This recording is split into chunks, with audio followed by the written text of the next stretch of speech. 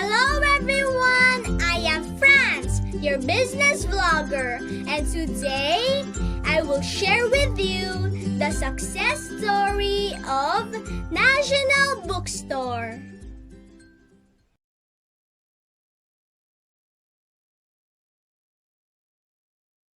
Hi friends! Let's go back in time and discover the success of National Bookstore. Socorro Cancio Ramos, or most commonly known Nanay Socorro, is the matriarch of National Bookstore, the Philippines' leading retailer of books, office supplies, and greeting cards. A rare example of a businesswoman who watched her efforts fail multiple times, then rose from the ashes to succeed with one more try at the same venture. Today, she has expanded the National Bookstore chain into an empire that spans a variety of various businesses, including publishing, a music store, a department store, and several other convenience and gift stores. With all her awards and wealth, Socorro Ramos stays humble and credits her success to values.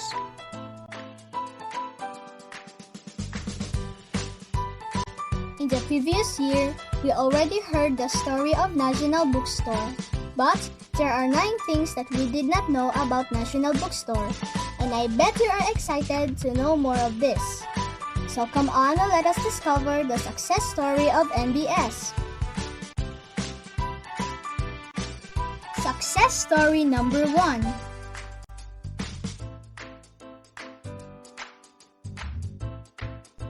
The owners, Socorro Cancio and Jose Ramos, met at a bookstore. Nanay Coring, as she is lovingly called by family and National Bookstore's employees and partners, had just finished high school when she met her future husband, Tatay Jose Ramos. She was working at her brother's bookstore, which was called Goodwill Bookstore. Tatay was the brother of Nanay's sister-in-law. Tatay would visit his sister, and that was where he met Nanay.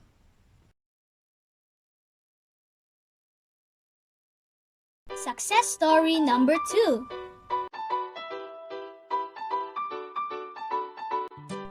They named the store after their cash register. After the wedding, Nanay took the knowledge she had gained from her work with her brother's bookstore, and the couple opened their very first store, a small shop at the foot of the Escolta Bridge. They didn't know what to call it, so they named it after the brand of their cash register, which is National. Success story number 3.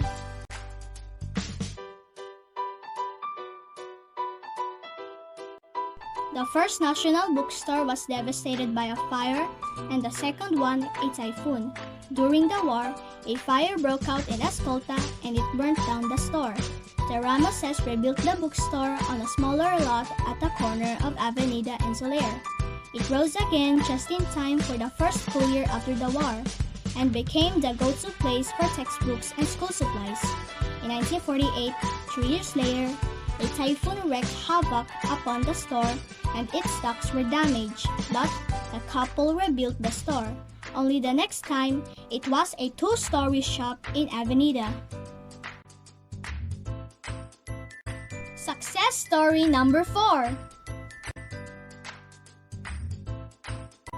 As their family grew, the business grew. The Ramoses were soon a family of 5 after welcoming 3 children, Fred, Ben, and Cecilia, who later entered the family business with their children. The business flourished and more branches were opened. Later on, when Coring was left to manage the store with her children, they all met on Thursday afternoons for National Bookstore Management Committee meetings. Success story number 5. At one point, Nanay Coring produced her own postcards and greeting cards. Before partnering with Hallmark and distributing other international brands, Nanay Coring produced her own material, such as greeting cards and postcards. She hired photographers to travel locally and take photos of landmarks and people in traditional costume. These were the images that appeared on her postcards. Success story number 6.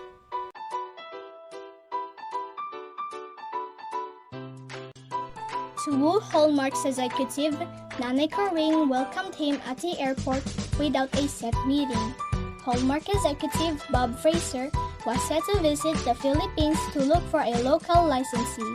He had set meetings with the much bigger bookstores Living Out National, which was considered too small at the time. To get an appointment, Nanay Corinne waited for Fraser at the airport with a sign of his name in hand. When they met, she took him to his hotel and bagged his first appointment slot for the next day. She took him to the bookstore and wowed him with her greeting cards.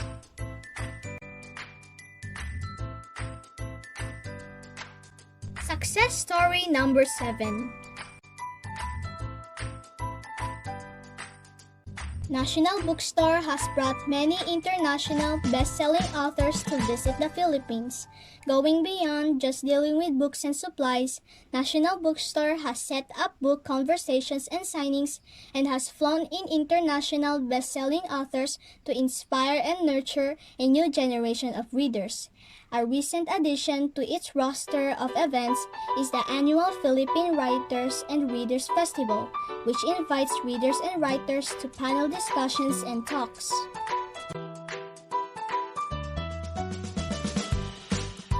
Success story number 8. While National Bookstore has amassed remarkable success, it always aspires to give back. With over 220 branches, 4,000 employees, and 1.5 million customers a week, the business continues to root itself in humility and goodness. Through avenues such as the National Bookstore Foundation, the bookstore engages with impoverished communities to provide its poorest schools with libraries and supplies. Happiness is helping people, Nanay Corinne has always said. Success story number 9. On its 75th year, National Bookstore continues to surprise us with concepts such as art bar, workstation, and noteworthy.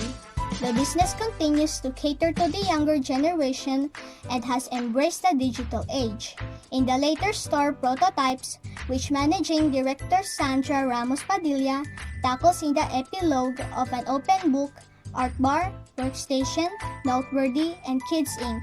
all still adhere to the lessons and values that Nanay Corinne and Tatay Jose started National Bookstore with. My dear friends, I hope you enjoy the success story of National Bookstore. Before we part ways, let me share with you the life lesson from our Nanay Corinne. She said that there will always be hard times, there will always be failures. If you fall down, get back up and never give up. And with that, whatever trials we may face in the future, we should stay positive and focus on the things which can help us become empowered. See you next time. Goodbye!